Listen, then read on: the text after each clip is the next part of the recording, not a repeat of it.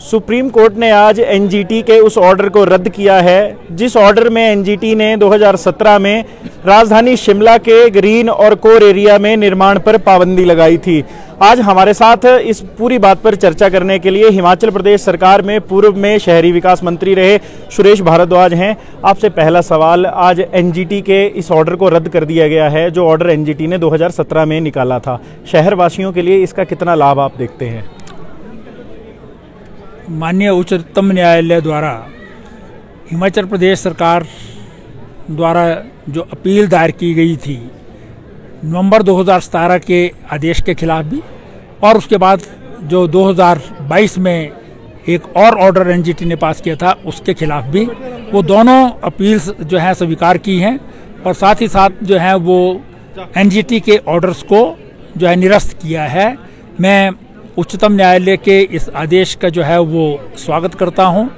इससे शिमला की जो जनता है उनकी डेवलपमेंट और कंस्ट्रक्शन एक्टिविटीज़ जो है वो चल सकेंगी। जो लेजिटिमेट डेवलपमेंटल एक्टिविटीज़ हैं वो यहाँ पर हो सकेंगी, चाहे उसमें हॉस्पिटल हैं, स्कूल हैं, अन्य जो है वो ऐसी सुविधाएं हैं जो बनाई जानी चाहिए, जो शिमला और पहाड़ी एरियाज के टेरेन को देखते हुए जो है वो वर्टिकल स्थिति में जो है वो आज बनती हैं, उनको जो है वो बनना चाहिए, ऐसा आदेश उच्चतम न्यायालय ने दिया है।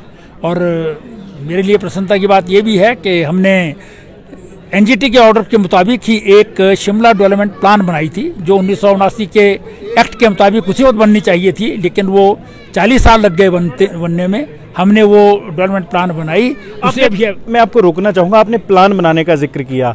अगर मैं गलत नहीं हूँ तो 8 फरवरी 2022 को आपने ये प्लान लाया था, जिसके पीछे तर्क ये दिया गया था कि 1977 के बाद इस प्लान को कभी एग्जीक्यूट ही नहीं किया गया जिस तरीके से करवाना चाहिए। आपको इस प्लान को लाने के पीछे की सोच क्या थी, वजह क्या थी? ये मैं कह रहा हूँ क्योंकि ये जो टीसीपी एक्ट है वो 1979 में बनाया जब शांता कुमार जी मुख्यमंत्री थे जनता पार्टी सरकार में, और उसके मुताबिक हर प्लानिंग एरिया की अलग डेवलपमेंटल प्लान बननी चाहिए थी।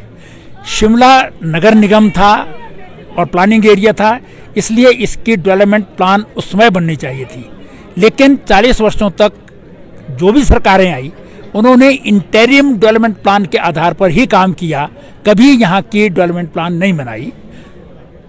2017 के एनजीटी के ऑर्डर के बाद दिसंबर 2017 में भारतीय जनता पार्टी की सरकार हिमाचल प्रदेश में जो है वो आई, जयराम ठाकुर जी के नेतृत्व में सरकार बनी। उसमें हमने ये डेवलपमेंट प्लान बनाई क्योंकि ये एक्ट की भी आवश्यकता थी और इसके मुताबिक आम जनता को भी पता रहता था कि कहाँ पर हम कितनी मंजिलें बना सकते हैं, कहाँ ग्रीन एरिया होगा, कहाँ कोर एरिया होगा, कहाँ नॉन कोर एरिया होगा, कहाँ सड़क बनेगी, कहाँ रेजिडेंशियल बनेगा, कहाँ नॉन रेजिडेंशियल बनेगा। तो ये प्लान जो है वो बन जानी चाहिए थी, लेकिन उस वक्त नहीं बनी। हमने इस एनजीटी के ऑर्डर के बाद ये प्लान बनाया और उसके मुताबिक शिमला की लेजिटिमेट डेवलपमेंटल और कंस्ट्रक्शन एक्टिविटीज़ जो है संभव हुई। लेकिन जिसने पहले और अपील की थी उसी व्यक्ति ने दोबारा से सुप्रीम जो है एनजीटी में एक आदेश पारित करवा दिया। वो पिटीशन करके वहाँ पर जो है एनजीटी ने फिर से बिना सुनवाई किए जो है वो ऑर्डर पास कर दिया और उसमें जो हमने डेवलपमेंट प्लान बनाई थी उसे भी बंद कर दिया था, स्टे कर दिया था। उसके खिलाफ भी हमने सुप्रीम कोर्ट में अपील की और अब सुप्रीम कोर्ट ने दोनों जो पिटीशंस हैं हिमाचल प्रदेश सरकार की जो अपील्स की थी वो स्वीकार की हैं और एनजीटी के ऑर्डर निरस्त किए हैं। और अपने फाइनल ऑर्डर में जो है वो सुप्रीम कोर्ट ने कहा है कि जो डेवलपमेंट प्लान जो है वो बनाई गई है उसके अनुसार जो है वो टीसीपी एक्ट को लागू किया जाए। भवन निर्माण शिमला में हमेशा से ही चुनौती रहे हैं, चाहे सरकार आपकी हो किसी और की हो। क्या लगता है अब इन आदेशों के बाद क्या अब जो निर्माण कार्य हैं वो चुनौतियां क्या हल हो पाएंगी? क्योंकि जब मैं भी सुनता था जनसभाओं में जब कोई कुछ चीज़ बनाने की बात आती थी, चाहे वो सरकारी भवन हो या कुछ पार्किंग का विषय हो, नेता मंचों से कह देते थे एनजीटी ने रोक लगाई हुई है, हम कुछ नहीं कर सकते हैं। क्या लगता है अब ये समस्याएं हल होंगी क्या? देखिए, जो सुप्रीम कोर्ट का आदेश है वो अंतिम आदेश होता है और उसके मुताबिक जो है जो डेवलपमेंट प्लान है उसमें जो प्रोविजंस किए गए हैं कि आपको जो है वो कोर एरिया में भी 2.5 मंजिल तक आप बना सकेंगे, नॉन कोर एरिया में आप 3.5 मंजिल तक बना सकेंगे, और इसके अलावा जो है ग्रीन एरिया में भी जहां आवश्यकता है वहाँ 1 मंजिल एटिक के साथ बना सकेंगे। और उसमें सारी FAR इत्यादि की सारे प्रोविजंस किए गए हैं, उसके मुताबिक जो है वो सारी एक्टिविटीज़ जो है संभव हो सकेंगी। ये डेवलपमेंट प्लान अगर ठीक प्रकार से लागू होगी तो मैं समझता हूँ कि ना तो NGT वायलेट होगा, ना ही इससे जो है वो एक्ट की वायलेशन होगी।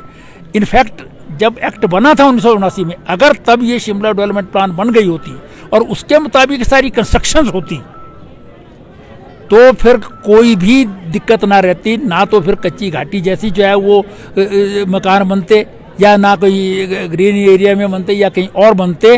लेकिन दुर्भाग्यवश जो है ये बनाई नहीं गई। अपनी सुविधा के अनुसार जो है वो डिफरेंट सरकारें जो है वो तो कानून बदल देते थे और उसके रूल्स में प्रोविजन कर दिया, कभी FAR कर दिया 21 का, कभी जो है वो FAR वाला जो है नियम ख़त्म कर दिया, मंजिलें रख दी, कभी मंजिलें 5 मंजिलें बना दी, कभी 3 मंजिलें बना दी। तो ये बदलते रहे हैं। अगर डेवलपमेंट प्लान बनी होती और उसको स्ट्रिक्टली फॉलो किया होता तो शिमला की आज जो प्रॉब्लम भी है वो ना होती। निर्माण से प्रतिबंध तो हट गया है। मेरा सवाल आपसे एक और है, जब शिमला अभी भी त्रासदी से जूझा, कई लोगों ने कई तरह के सवाल किए। कुछ लोगों ने ये भी कहा कि पहाड़ की जितनी भार सहने की क्षमता है उसमें फ़र्क पड़ता है। कुछ लोगों ने ये भी कहा कि नियमों में बदलाव होना चाहिए। आपको इस विषय पर क्या लगता है कि क्या ये पहाड़ की क्षमता की दृष्टि से भी सही है, या मान लीजिए अब निर्माण फिर से बढ़ने लगेंगे तो क्या वो शहर की दृष्टि से अच्छा है? क्या कहीं ऐसा तो नहीं होगा शिमला आने वाले समय में शिमला ही नहीं रहेगा? देखिए, ऐसा नहीं है। ये ठीक है कि पहाड़ों की कितनी क्षमता है, किस स्थान पर कितने कंस्ट्रक्शन होनी चाहिए, कैसी होनी चाहिए, हॉरिजॉन्टल होनी चाहिए या वर्टिकल होनी चाहिए, ये उसकी जो है वो आप सारी ज्योग्राफिकल कंडीशंस इत्यादि को देख करके जो है वो कर सकते हैं। इसीलिए एक्ट में प्रोविजन था डेवलपमेंट प्लान का। अगर ये बनी हुई होती तो हर एरिया में कितनी मंजिलें बन सकती हैं ये प्रोविजन होता, लेकिन दुर्भाग्यवश किसी सरकार ने इस पर ध्यान नहीं दिया। हमने ध्यान देकर के शिमला डेवलपमेंट प्लान बनाई है। अब कंस्ट्रक्शन के लिए एरिया भी बहुत कम रह गया है, लेकिन उस जो एरिया रह गया है वहाँ पर अगर कंस्ट्रक्शन प्रॉपर तरीके से होगी तो मैं समझता हूँ कि उससे जो है नुकसान ही होगा। अभी नुकसान ये हो रहा है कि एक ही स्थान को आपने ग्रीन एरिया डिक्लेयर कर दिया, वहाँ पर दोनों साइड में जो है वो बस्तियाँ बनी हुई है, बड़े बड़े मकान बने हुए हैं, कंस्ट्रक्शन हो रखी है, लेकिन बीच में एक प्लॉट जो है जो जिसने वो खरीदा था वो नहीं बना सका, वहाँ पर आप जो है वो रोक लगा रहे हैं। तो ये जनता के साथ भी अन्याय है और उस एरिया के साथ एनवायरमेंटल या ज्योग्राफिकल कंडीशंस के हिसाब से भी जो है कोई आप भलाई नहीं कर रहे हैं। तो इसलिए मैं समझता हूँ कि नियमों के अनुसार प्रॉपर जो है स्ट्रक्चरल डिज़ाइनिंग करके जो है वो अगर कहीं पर निर्माण होता है तो उससे नुकसान नहीं होगा। आप रिज पर देख रहे होंगे, स्मार्ट सिटी के अंतर्गत उस रिज को जो है वो पक्का करने के लिए हमने बाकायदा स्ट्रक्चरल डिज़ाइनिंग जो है वो IIT रुड़की से कराई है और उस पर काम हो रहा है। तो अगर आप प्रॉपर जो है वो आप उसकी नियम बनाएंगे तो उससे नुकसान नहीं होगा, उससे जनता का फायदा होगा। बिल्डर्स को इसकी सहूलियत मिलेगी या नहीं मिलेगी? देखिए, अभी तक मैं समझता हूँ कि ये सारी झगड़ा भी बिल्डर्स का किया हुआ है। शिमला डेवलप ना हो, उसकी डेवलपमेंटल एक्टिविटीज़ जो है वो जीरकपुर चले जाएं या न्यू शिमला में हिमाचल प्रदेश और ख़ास करके शिमला ज़िला के लोग जो है मकान बनाना शुरू करें, क्योंकि यहाँ पर तो जो है वो आप बना नहीं सकते हैं। तो ये भी एक कारण रहा है कि इसमें जो है बार बार पटिशनें होती रही हैं। तो इसलिए इस पर भी रोक लगनी चाहिए और रोक लग सकती थी अगर प्रॉपर नियम बनाते। मैं तो कहना कि इतनी 40 साल तक जो हमने डेवलपमेंट प्लान नहीं बनाई, उसके कारण जो नुकसान हुआ है उसकी अब भरपाई होनी चाहिए। ये नियम प्रॉपरली जो है इनका पालन कराया जाना चाहिए, इसमें बार बार चेंज नहीं होना चाहिए। अगर आप सुविधा के अनुसार और व्यक्ति को देख करके नियमों में परिवर्तन करेंगे तो फिर हालात ठीक नहीं होंगे। लेकिन अगर एक बार जो नियम बन गए हैं उनको स्ट्रिक्टली फॉलो किया जाएगा तो शिमला में जो है डेवलपमेंट एक्टिविटीज़ का बहुत नुकसान नहीं होगा। अभी भी जो त्रासदी की बात करते हैं, शिमला में कहीं पर जो है वो कोई बिल्डिंग नहीं गिरी है। यहाँ पर डेथ ज़्यादा हुई, वो एक के स्थान पर हुई और वो बादल फटने से हुई या किसी और कारण से हुई, वो एक इंक्वायरी का अलग विषय है, लेकिन वो मकानों के कारण नहीं हुई है। वो तो सीधा सा जो है वो फ्लड आ गया और मंदिर में लोग इकट्ठे थे इसलिए डेथ हो गई और ज़्यादा नंबर हो गया उसमें। हाँ, बाकी स्थानों पर जो है कुल्लू आनी वगैरह की जो है वहाँ पर आपने बिना नियमों के बनाए हैं मकान तो गिरेंगे, डेवरीज पर मकान बनाएंगे तो गिरेंगे वो।